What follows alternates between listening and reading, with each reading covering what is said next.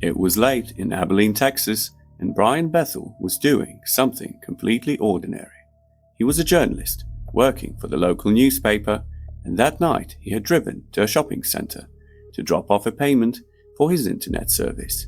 The office was closed, so he parked near the movie theater beneath the glow of its marquee and began filling out a check inside his car. There was almost no one around. The theater was still open. A few lights burned across the lot. Beyond them, most of the storefronts had already gone dark. Brian was looking down at the check when someone knocked on his window. He looked up. 2 boys were standing beside the car.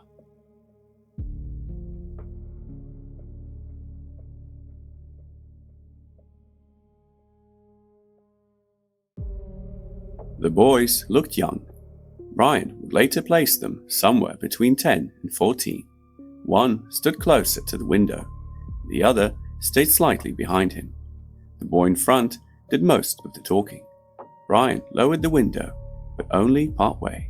The boy explained that they wanted to see a movie, but they had forgotten their money. Their mother was at home, and if Brian could just drive them there, they could pick it up and come straight back. It was not an unreasonable request. 2 kids, late at night, no ride. But almost immediately, Brian felt uneasy. There was nothing obvious he could point to. The boys were not threatening him. They were not shouting or behaving aggressively. Still, something about the conversation felt wrong. The boy spoke with an odd confidence, almost as if Brian had already agreed to help. He kept reassuring him. They were only kids. It would not take long. They just needed a ride. And yet, instead of making Brian feel more comfortable, every word seemed to have the opposite effect. The longer the boy talked, the less Brian wanted to unlock the door.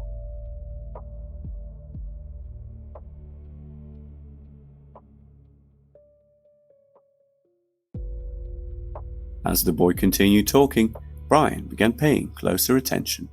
Something about his manner seemed unusual for someone so young. He was calm and persistent, speaking less like a child asking for a favor and more like someone trying to close a deal. And the story itself was beginning to bother Brian. The boys wanted to see a movie. Their money was at home. Their mother was waiting for them. But the timing didn't fit. The movie they wanted to see had already started. Brian glanced toward the theater and then back at the boys. The boy kept talking. It wouldn't take long. Their house was nearby. They were just 2 kids who needed a ride. Again and again, the conversation returned to the same simple request.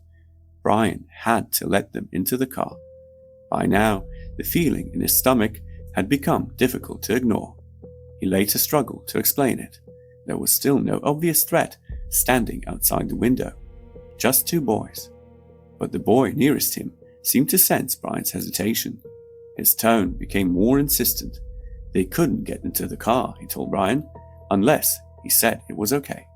And for reasons Brian couldn't yet understand, opening that door suddenly felt like the last thing he should do.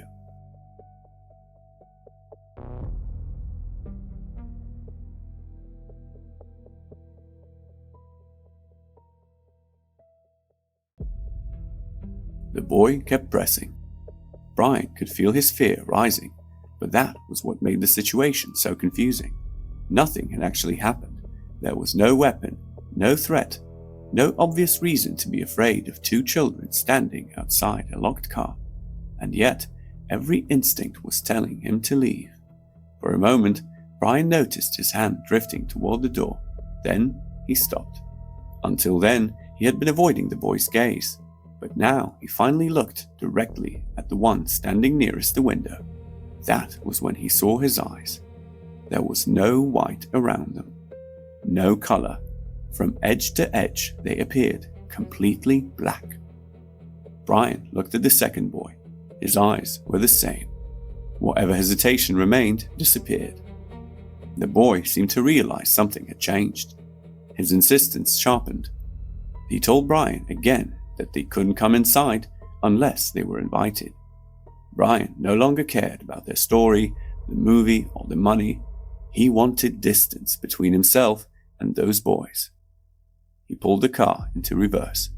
and as he began backing away, the boy at the window called after him.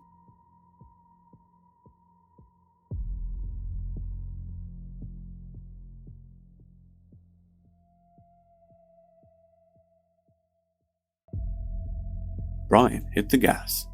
As the car pulled away, he heard the boy shouting after him. The words were still about permission. They couldn't come with him unless he let them in. Brian didn't stop. He drove across the parking lot, putting as much distance as he could between himself and the theater. Then, after a few moments, he looked back. The boys were gone. There had been nowhere obvious for them to go. No car waiting nearby. No gradual walk back toward the theater. One moment they had been beside his window.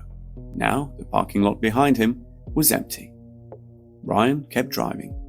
The fear did not disappear with the boys. If anything, getting away gave him time to realize just how strongly the encounter had affected him. He had spent only a few minutes talking to two children. They had never touched him. They had never threatened him. All they had asked for was a ride. But Brian left that parking lot convinced of one thing. Whatever would have happened if he had opened the door, he was glad he never found out.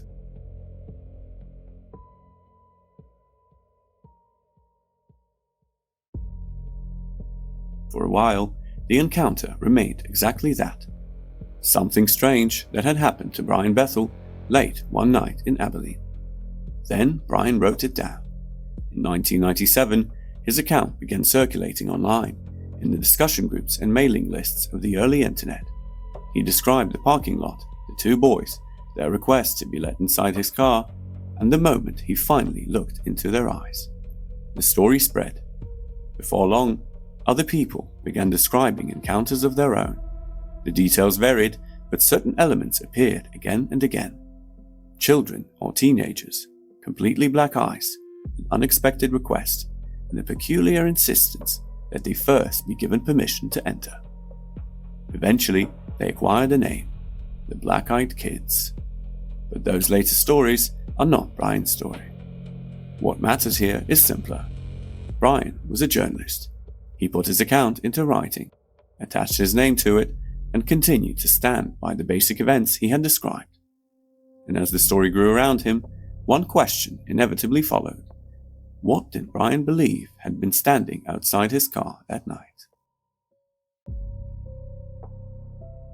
Brian never claimed to know exactly what the boys were. Over the years, others would offer explanations of their own. Ghosts, demons, aliens, something older wearing a familiar face.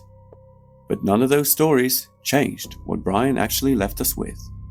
A nearly empty parking lot, two boys asking for a ride, a growing feeling that something was terribly wrong, and a door that for whatever reason they seemed unable to open for themselves. Brian Bethel's account had survived for decades, not because he solved what happened that night, but because he never did. He only knew that when the boys asked to be let inside, something told him not to do it, and he listened. If you enjoy extraordinary stories told through the eyes of the people who lived them, subscribe to So They Say. There are plenty more files still to open.